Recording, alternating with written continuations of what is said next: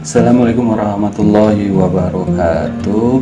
Terima kasih kepada kawan-kawan telah berkunjung di channel Hukum Story. Jadi kali ini kita akan membahas tentang bagaimana cara mengajukan penetapan ahli waris di pengadilan agama. Jadi sebelumnya kita sudah pernah bahas di konten yang lalu ya. Akan tapi ada request itu terlalu panjang dan sulit untuk dipahami, jadi minta dipersingkat ya. Oke, ini ada request dari Ibu Novi di Jakarta Selatan ya, Jakarta Selatan, penetapan ahli waris. Oke, Bu Novi sudah lengkap semua ya untuk bukti dan saksinya. Oke.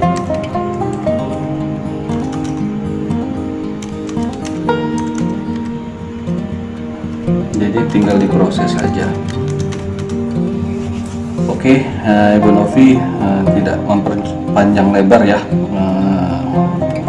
Yang pertama harus disiapkan adalah akte kematian, Bu. Nah, itu berawal dari surat kematian pewaris ya, kemudian nanti aktenya akte kematian. Kemudian setelah itu nanti Ibu Novi bisa urus ke kelurahan ya. Nah, untuk pengantarnya dari RT RW, kemudian nanti minta draftnya tentang surat pernyataan ahli waris, nanti dikasih ditandatangani ahli waris dan para saksi, kemudian nanti stempel oleh RT RW, balik lagi ke kelurahan. Setelah itu dari pihak kelurahan nanti akan ke kecamatan, ditandatangani oleh camat, kemudian di stempel, nanti balik lagi ke kelurahan. Setelah itu selesai. Jadi selanjutnya nanti Ibu Novi bisa ke Pengadilan Agama Jakarta Selatan ya, untuk mendaftarkan permohonan penetapan ahli warisnya. Nah, untuk draftnya bisa dilihat di website Pengadilan Agama di seluruh Indonesia, itu udah seragam semua, Bu. Nah, jadi sudah seragam. Kalau mau dirubah sih nggak masalah, yang penting jangan sampai substansinya itu berubah ya. Nah, kalau sudah lengkap semua sih saya menyarankan untuk mengikuti saja draftnya. Setelah dibuat permohonannya, nanti didaftarkan. Nah, yang untuk mendaftarkannya ini salah satu dari ahli waris boleh, salah satu dari ahli waris saja, tidak perlu tiga-tiga. Yang penting tanda tangannya sudah 3 dan diberikan materai. Daftarkan ke bagian pendaftaran ya di Pengadilan Agama Jakarta Selatan.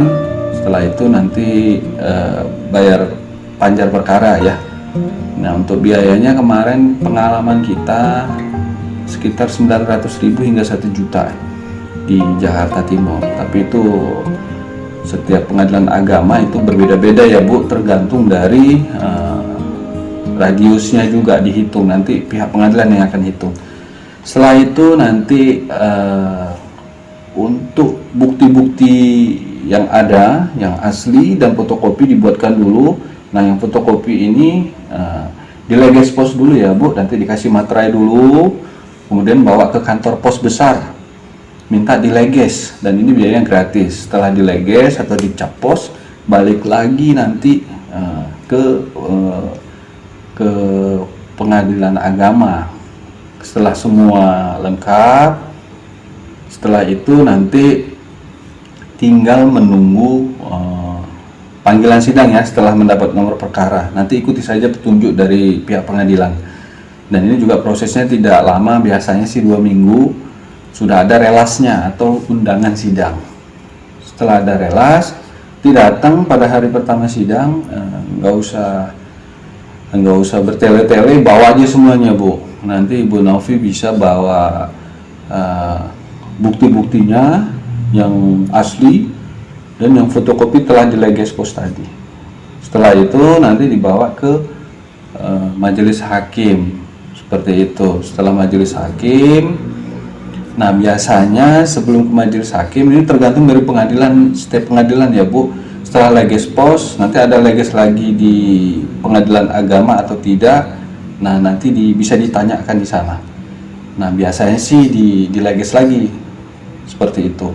Nah, nanti pada saat sidang bukti ditunjukkan ke majelis hakim sepenuhnya atau seluruhnya ya, semuanya nanti ditunjukkan, ini yang kopi, mana aslinya, ini sebagai data pembanding. Setelah itu nanti saksinya dibawa aja semuanya.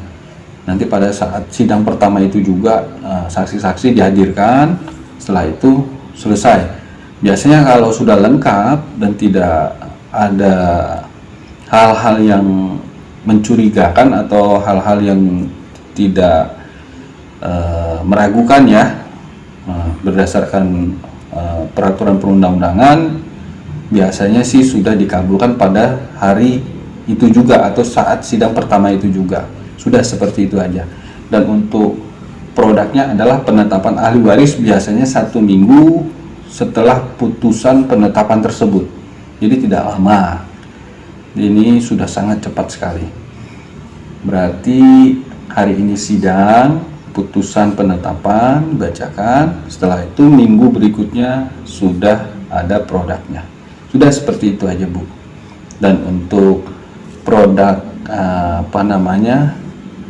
untuk produk ini bisa digunakan ya bermacam-macam sesuai dengan kebutuhan. Yang penting biasanya menyangkut seluruh harta peninggalan dari pewaris, baik itu warisan, hutang piutang juga termasuk seperti itu, atau mau mencairkan pensiun atau mau mencairkan tabungan pewaris dan sebagainya. Oke, seperti itu aja Ibu Novi, mohon maaf atas segala kekurangannya. Mudah-mudahan nanti bisa kami lengkapi kalau memang ada yang kurang. Oke, kepada teman-teman semua kami ucapkan terima kasih telah berkunjung ke channel kami. Dukung terus channel kami agar bisa memberikan informasi yang lebih menarik lagi dan lebih bermanfaat lagi untuk kita semua. Dan jangan lupa untuk menekan tombol subscribe agar mendapatkan update-update postingan atau konten berikutnya. Wabillahi taufiq wal hidayah. Assalamualaikum warahmatullahi wabarakatuh.